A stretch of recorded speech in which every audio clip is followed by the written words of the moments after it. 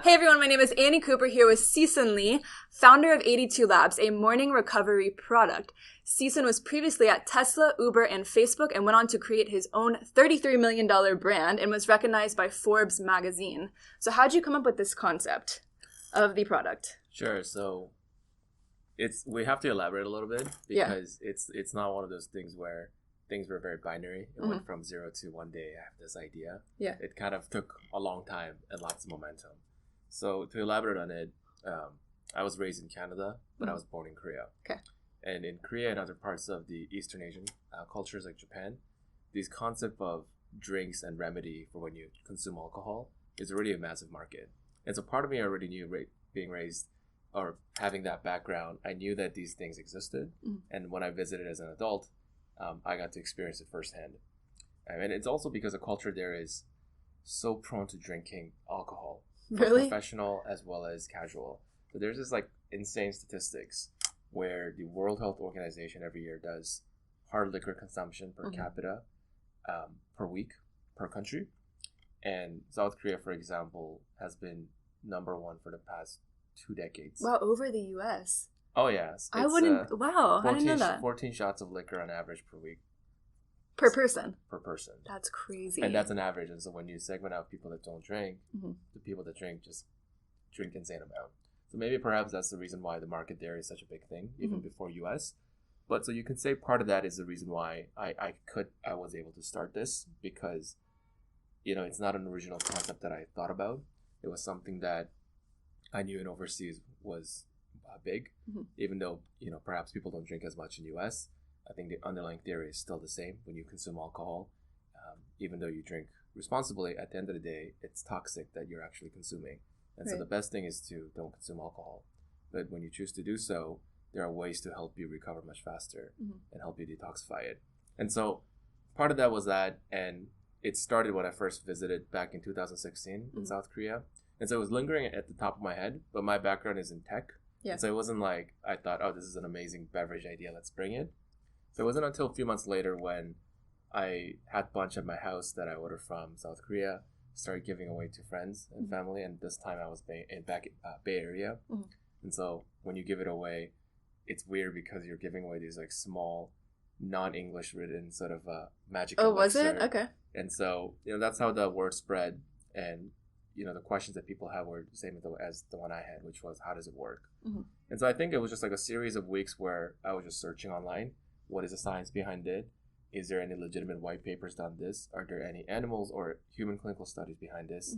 And so that led to one thing or after another of me finding out about Dr. Liang, who's one of my co-founders at USC, where she's done some studies on this concept called DHM, which is a flavonoid that you find in some of these remedies in Asia. And so that's probably, like, that was very long, but that's probably how it got started. And then from going from there to building a company was another couple of months. I think it was just really curiosity. I started reaching out to Dr. Liang. We started to make some samples together. I had no intention of selling it, but it was more about product development. This is exciting. You know, I'm so used to making apps and software products. It's kind of thrilling to make something that's tangible that you can consume. And I just want to learn more. And then so we made samples, tried it on ourselves. You know, we drank lots of alcohol in the name of science. You had to test it, yeah. Yeah, and just to friends and family. And then so it just kind of kept growing. And so we kind of said, okay, well, what's the next thing? The product seems to work. How does this whole FDA regulation work? Like, how does one take this and make it into a product? How do we create a brand? And then ultimately, the last thing we wanted to do was, is there a real demand for sales? Yeah. Because she's a full-time professor. I'm a full-time product manager at Tesla.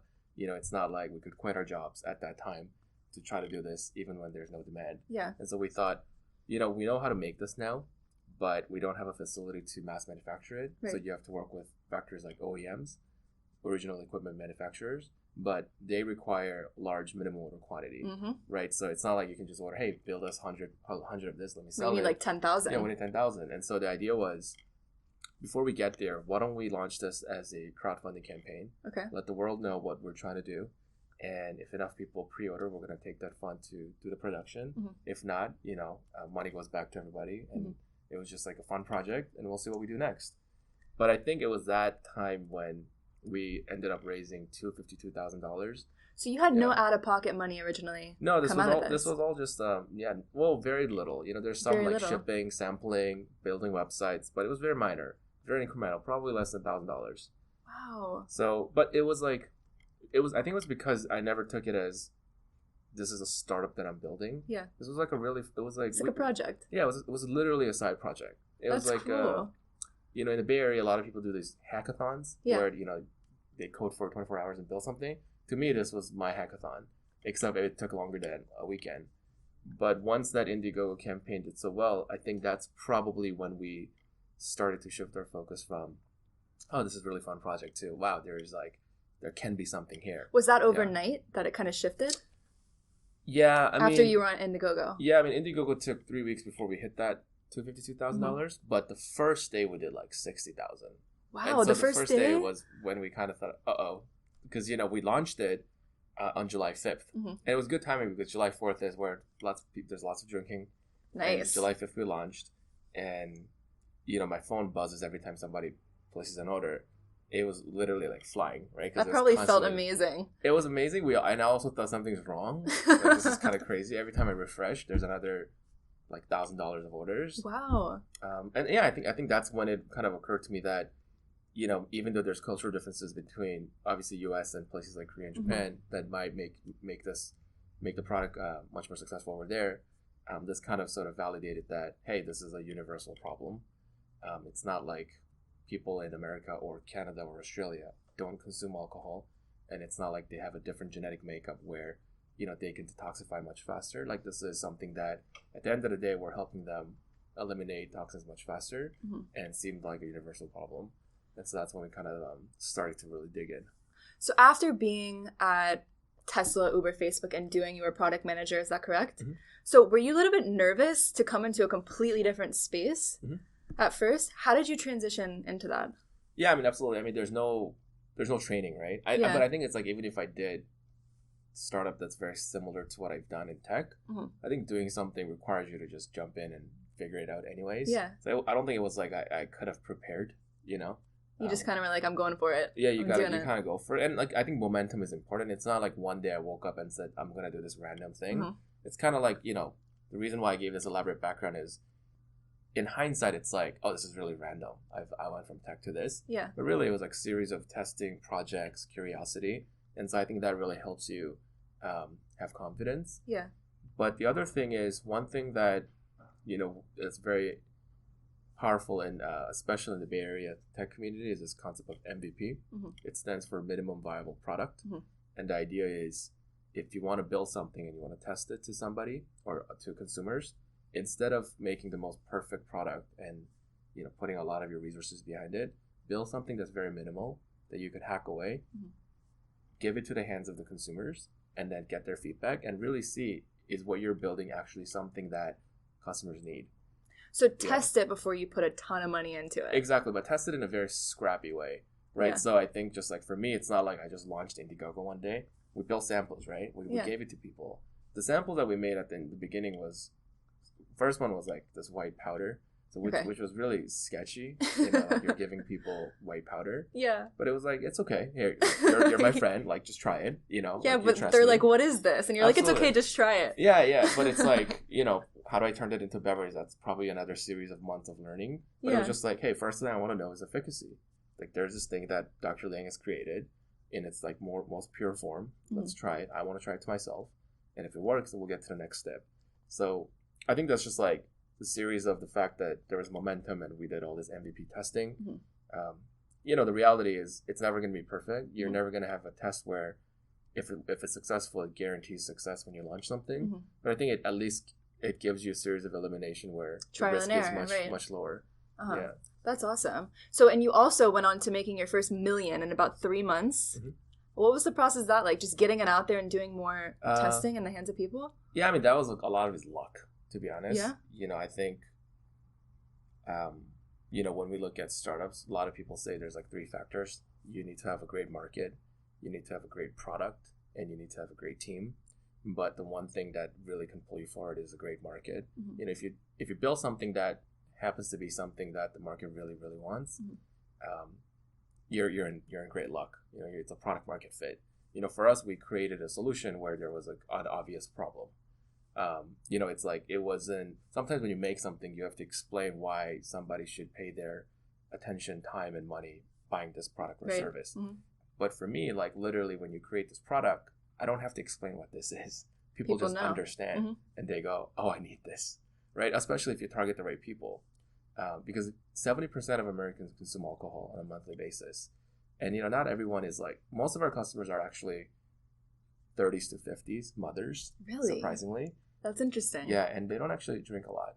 They drink 2 to 3 glasses of wine. So sometimes it's always just like, wine. hey, like why would you take this? But for them, it's the idea of being productive. So when you consider that sort of in terms of everyone drinks alcohol, or almost everyone casually, and this isn't just for people that are recklessly drinking, to party. It's really a massive, massive market, mm-hmm. and so I think the word of mouth awareness got there, and so it kind of helped us propel. The biggest problem that we had in our first 3 months was supply, not demand. We just didn't prepare for it. Mm-hmm. And so we were always constantly out of supply, which was a really nice problem to have. Yeah. So you had people, did you have to put people on the waiting list to get the product and inform them when it's going to be back in stock and things like that? Yeah, and a lot of it is like mistakes that we made along the way. We just mm-hmm. didn't know. It's not like we had this elaborate system mm-hmm. that could tell us that, hey, starting this queue, we just can't ship it to them until X days. Yeah. The orders just came in and we're like, we ran out. So then we would have to write them an email. Wow. Like, hey, I'm sorry. Like, if you want a refund, we'll process it, but we're going to get it to you next month, but we'll give you a discount, like stuff like that. Just a bunch of stuff that wasn't a great customer experience, but really, like, we just didn't expect that that many people will buy. Mm-hmm. Yeah. Do you have a lot of returning customers? Because like if I go to the gas station or 7-Eleven, I believe you guys in 7-Eleven mm-hmm. right now. If I go there and I see the morning recovery drink, I'm like, okay, I'll try it. Let's see if it works. And if it works, I'll most likely go back and buy it. So do you have a lot of people that are probably curious, buy the product first, and then they go back and keep buying it over time? Yeah, I mean, that's the thing that, helped us grow.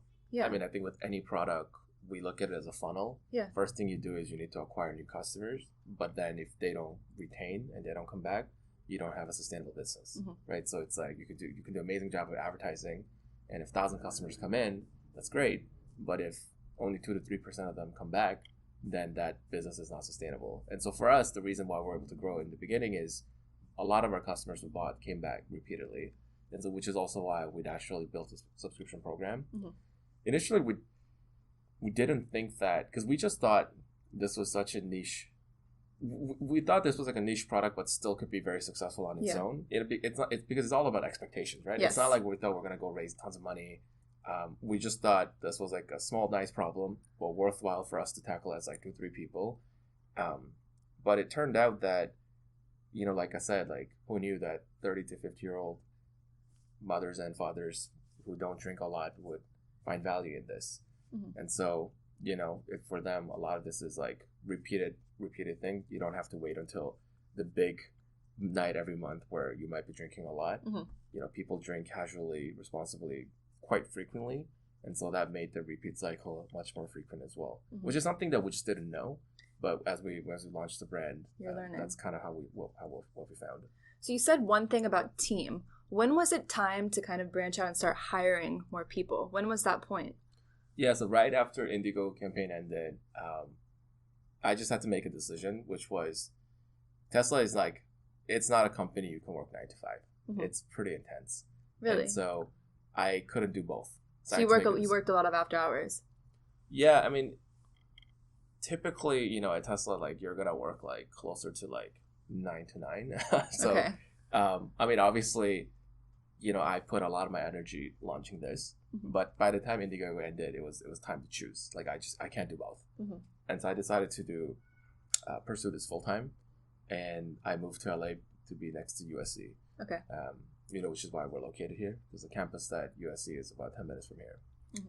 And when I first came down here, it was just myself. Mm-hmm. And I knew I needed help, but I didn't know exactly what the company needed long term. Mm-hmm. So I couldn't really hire specialists.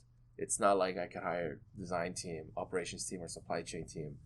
I kind of had this job posting for 2 internships that was very like high level. Interesting. Helped me build this company, but I don't know like if I can pay you in 2 months kind of a thing.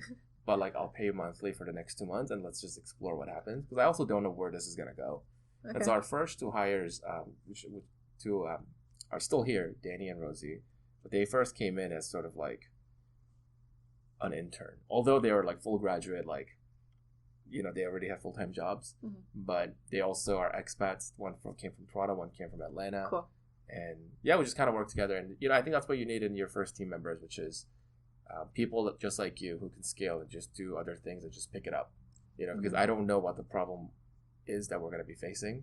And so I can't really prepare for it because startup is just chaotic. Like one day I'm doing sales, the next day there's compliance issue, the next day there's customer support issue, the next day there's product issue. Like I can't hire for each one. I just need somebody who's going to come in and just operate like a ninja.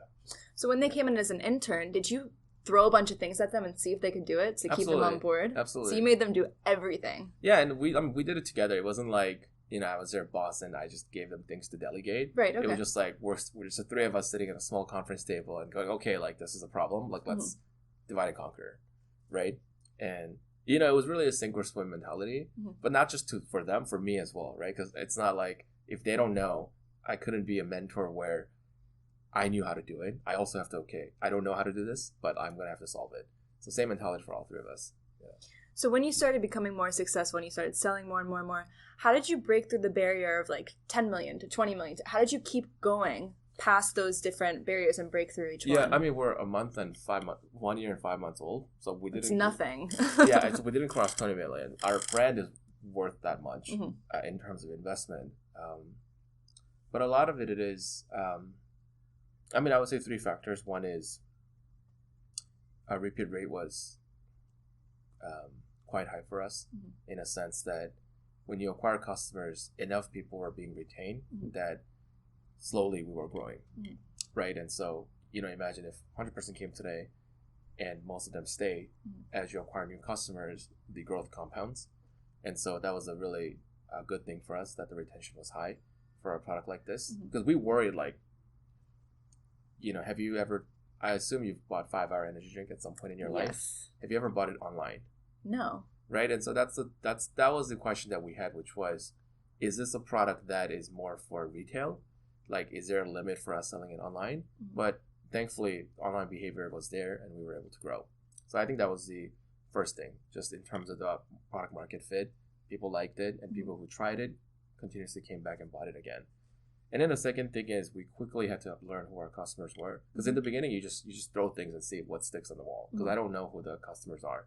I actually thought the college market was the biggest That's what market. I would think too. Yeah, but it turned out a few reasons. One is also college kids, they don't need a cure, right? They just bounce back. That's true. Right? And second thing, coffee and a burger. And exactly. And then the second, that's the least of their concerns, right? Like that's just like the least. And second thing is they don't have disposable income, right? So if you're selling something like this, on average of $5 a bottle, and because we can only sell 6-packs online because it's hard to ship single units, it's like $30, which is quite high for most college communities. That is. And so the second thing we had to learn was just like, okay, well, who's buying it then? Somebody's buying it. And then that's what we learned. And a lot of it was just getting really, really close to the customers. We actually have an open Facebook group. Actually, it's closed. You can search it, but everyone gets accepted. Of 2,000 customers. So it's a Facebook group of our morning recovery customers that can come in and talk to me and the rest of the team directly. That's amazing. So it's very integrated. Yeah, and so right now it's a little bit more diluted because it's floated to 2,000 people. But you can imagine in the very early days when we had this direct communication, and it wasn't just Facebook. We did a lot of focus groups of the people that were in LA. We did a lot of phone interviews, and it was just like understanding, okay, someone's buying it, and I kind of have an intuition for why they would buy it, right? Because you're drinking alcohol, you're gonna suffer the next day. I get it, but like, who are you? What's your lifestyle? And so I think once you start to understand that, you can actually refocus on the branding as well, right? Which is one of the most important things for consumer products. And so that was probably the second thing. We just wanted to focus on who the customers were really, really fast and build the marketing approach, distribution, and packaging that suited what they needed. And then the third thing is obviously, like you said, just the team. Like I've never done this before. I've not let alone never started a company nor know anything about beverages. So it's like, I don't know and I can't solve this myself. And so I just have to trust the other team members will do it with me. And I think that kind of helped, which is because I didn't come from a CPG background or a beverage background, I just figure if I could be a CEO of a beverage company and I have no beverage background, other team members don't require it as well, was my like very naive thinking. And so I just hire a bunch of people that were very smart, that are very curious, that I would like to work with. And so our first like 10 people never had beverage background. But we just kind of like, this is fun. Let's just solve it. Let's figure it out. That's kind of cool. Yeah, and I think that mentality really helped us just figure out whenever there's a big problem, we don't shy away from it.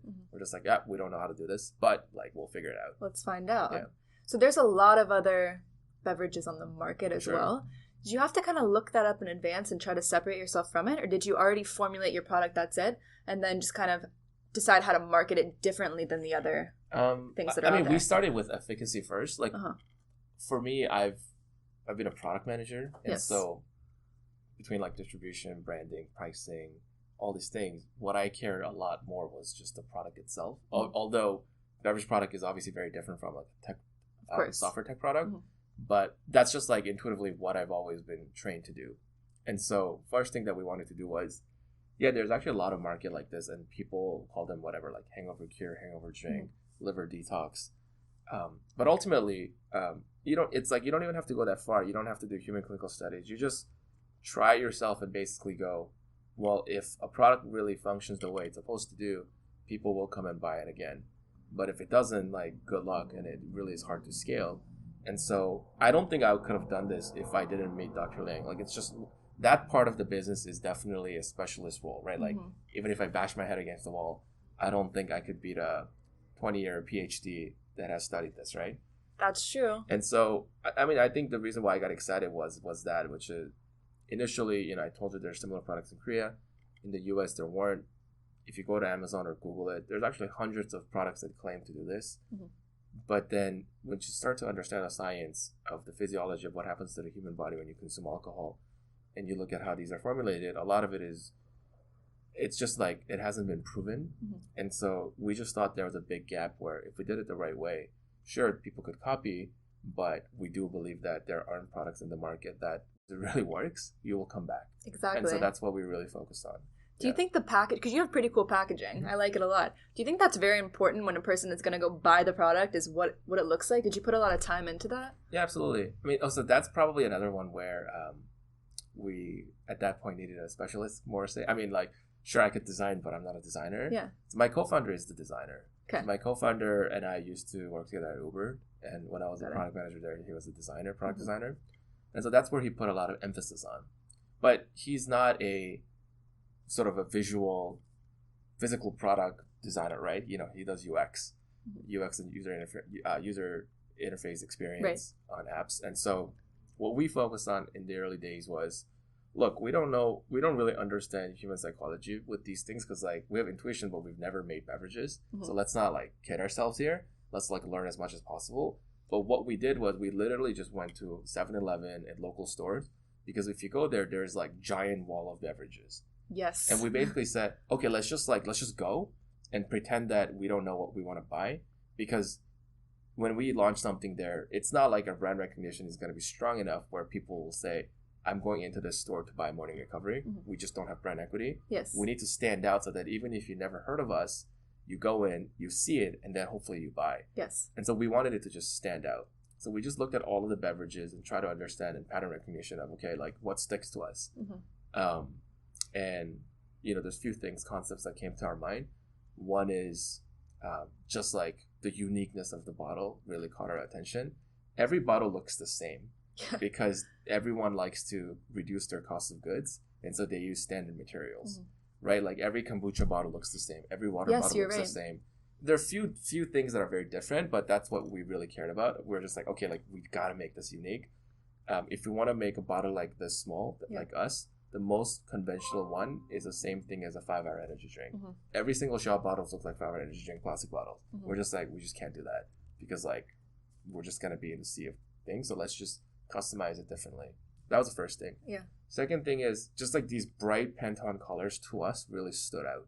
And so we really wanted that. And so we went with like a bright blue Pantone. Again, this is like pure intuition, right? It's not like there's like math behind this. But our idea was at least like make it super stand out. So, I mean, it was those two. And then the third thing was we needed the name to be extremely functional. The reason why we love 5-Hour Energy Drink name is imagine you never heard of it. And, you know, consumers only have like a split second to look at something because there's like 10,000 other competitors. I want you to remember what it is and think about it. 5-Hour Energy Drink is an amazing name in my opinion. Yes, it is. Because you're like, oh, I get it. Like, I understand. It's super easy. Yeah. I mean, I think at some point it could be limited if you want to branch into like a lifestyle brand like Red Bull, you know, but I think in the beginning we definitely focused on being functional because we didn't want to kid ourselves to build this grand lifestyle brand. We needed initial momentum to get there, and we thought a functional name would carry that momentum. So we wanted to actually call this the Hangover drink. Like literally the hangover drink. The most simple thing possible. Yeah, but it also turned out hangover is classified by the FDA as a disease, so there's all these regulations. Really? Yeah, and so we can't actually use that name. So we went with so that makes it really hard to make it functional, but at least, you know, we thought at least like spark it so that it's still much more clear than a generic sort of a lifestyle concept. And so morning recovery to us, we didn't like it as much as, you know, hangover drink. Yeah. But we thought as people learn this brand and saw it a few times, it'll be sort of self-explanatory versus having to create a name that is just much more like Red Bull, where it has no resemblance. Yeah, you don't know what it is at first. Yeah, although, you know, it could have its own benefits as you branch into broader things. So I think it's like those three things: unique bottle design, really just like popping color, and being as functional as possible in hopes that when somebody comes in, scans beverages, this would hopefully stick out and they'll want to try it. I mean, in theory, like it made sense, but that's what we did. Yeah. Do you ever want to branch out into other products? Yeah. Bigger products, things like that? Yeah. Yeah. So when we first started, we're so focused on just obviously building morning recovery because like that's where the demand is and we don't have the capacity to think about anything else.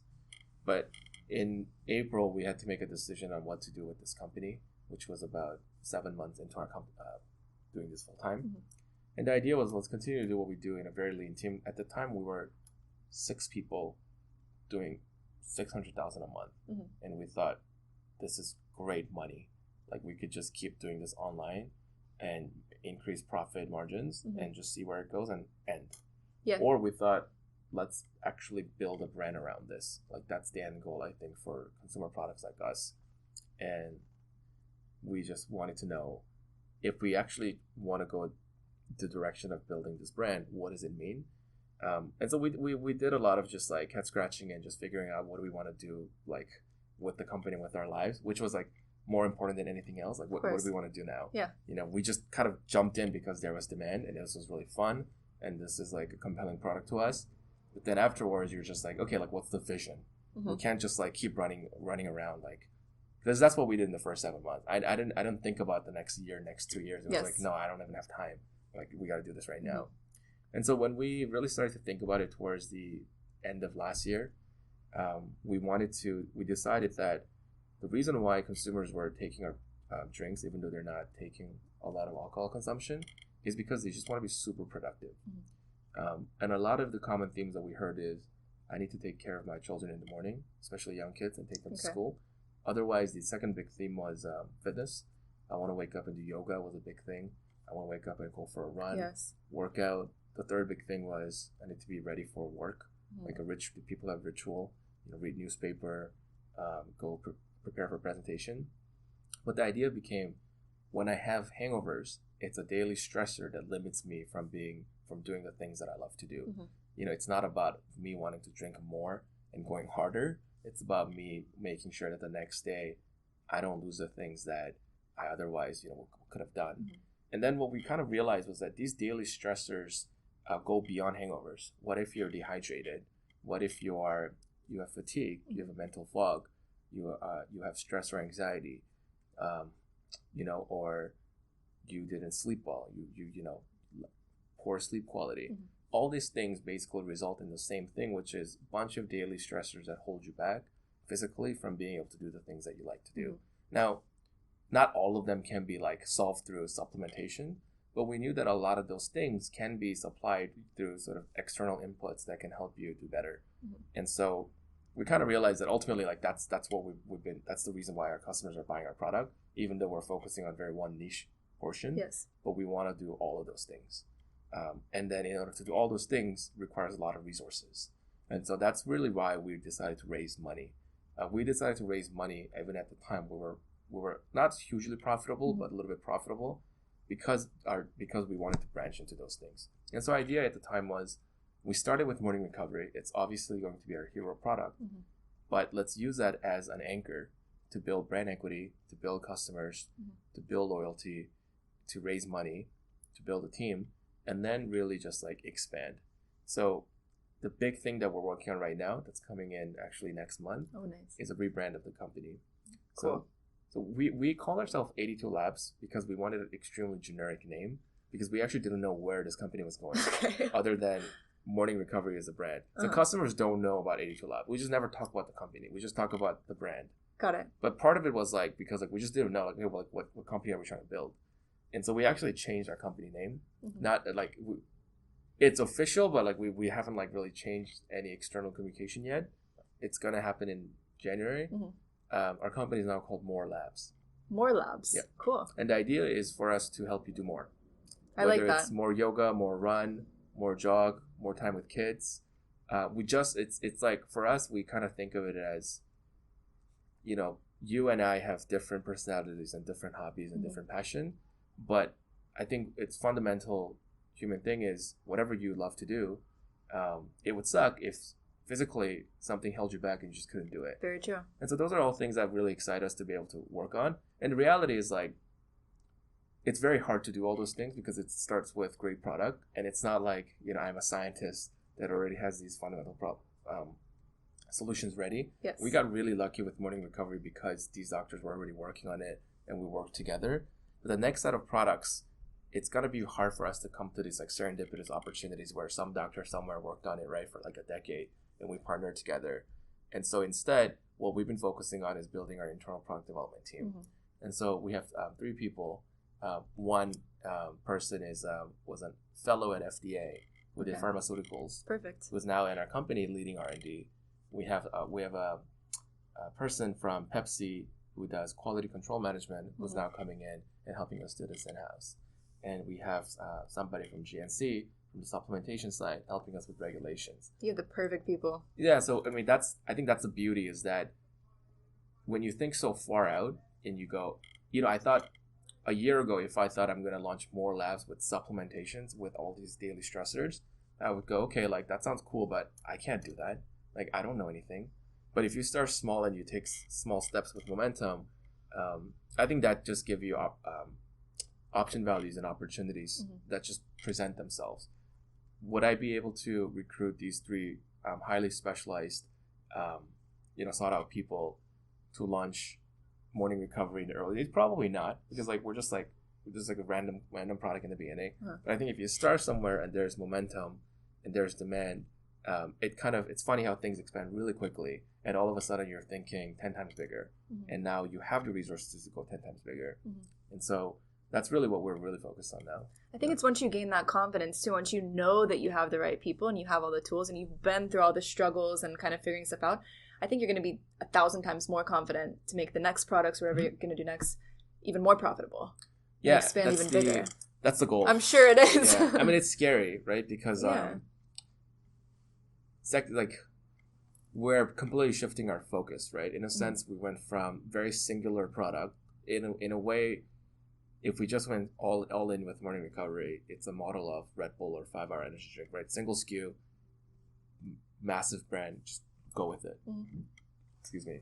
But in a way, what we're trying to do is use that as an anchor to go much more broad and become a company where morning recovery becomes one of many products. In a way, we're almost diluting our brand equity of morning recovery in hopes of gaining something much bigger.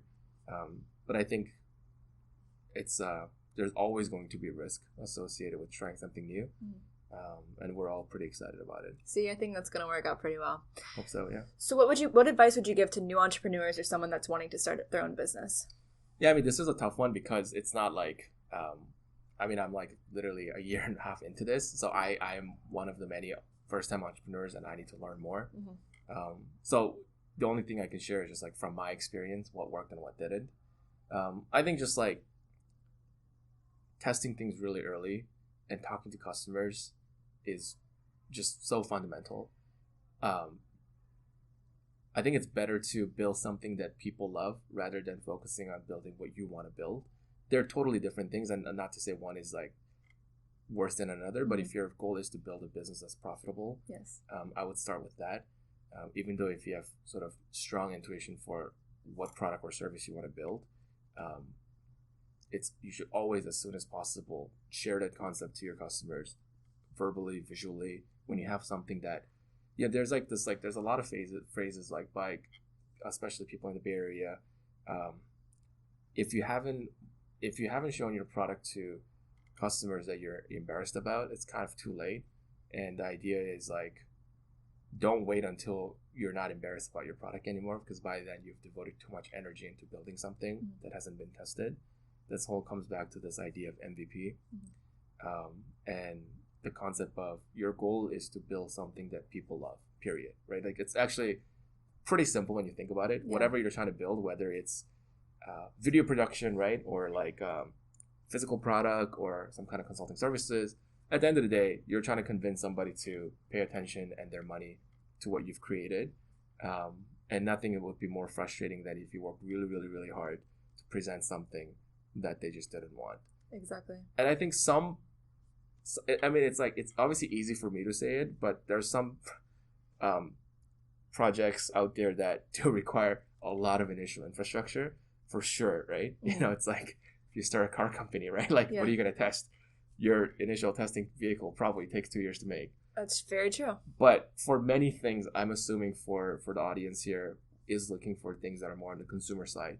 And in that case, I think you have more flexibility to test things early because we do have the infrastructure. Like, I don't have to have my own factory manufacturer line to create beverages that I probably would have done 20 years ago.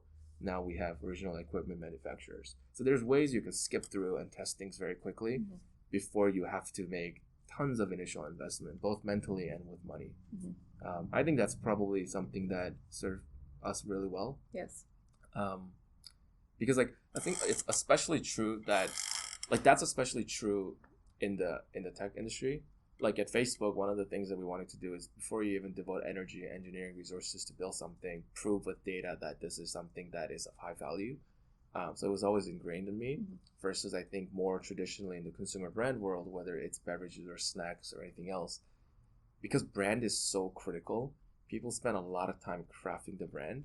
And so I think in a way it helped me come from the tech background to be completely naive about branding to launch so quickly. But branding is definitely very critical and very hard to iterate on, because at the end of the day, people recognize your brand. And so there's so much that you can go out and completely change it. But I think people give too much emphasis on it in the early days.